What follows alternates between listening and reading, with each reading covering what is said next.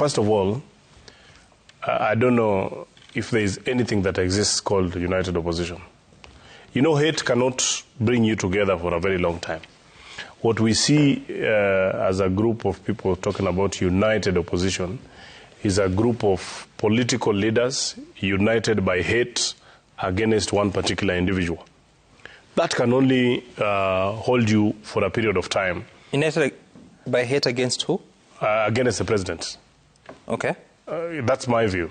That the political caucus that we've seen christening themselves as a united opposition is actually a grouping of people who are united by hate against the president and the progress of this great nation. And that cannot hold for a very long time. No wonder, cracks have begun to emerge. Because look at the individual parties that purport to be united opposition. Possibly the only party that seems to have a bit of structure that has stayed over a period of time is Wiper, where my leader here comes from. Is a party that has been with us for a period of time, but still remains what I would call a village party.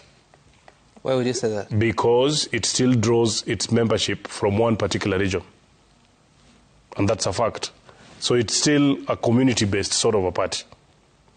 If you look at Jubilee, you know, I heard even the president saying that, the reason why he has stayed on this is because there was an attempt to take Jubilee away from him. What is left of Jubilee to be taken? Some. In 2013, Jubilee had about 140 members of parliament. 2017, about 140 members of parliament. In 2022, they had 32. In that national delegates conference, they had 4 members of parliament attending. So when the president, former president Uhuru comes to say that, he's trying to protect a national party, which national party? There is nothing left of that party. Absolutely.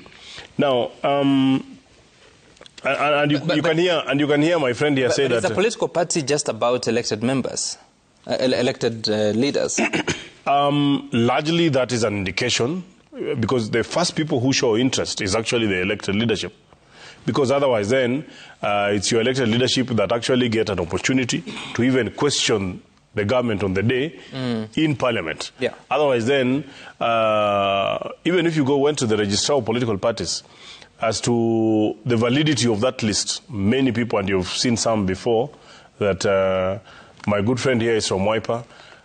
Tomorrow when he goes checking on the list that they were at the office and political register, office of the registrar of political parties, you'll find the name keeps oscillating.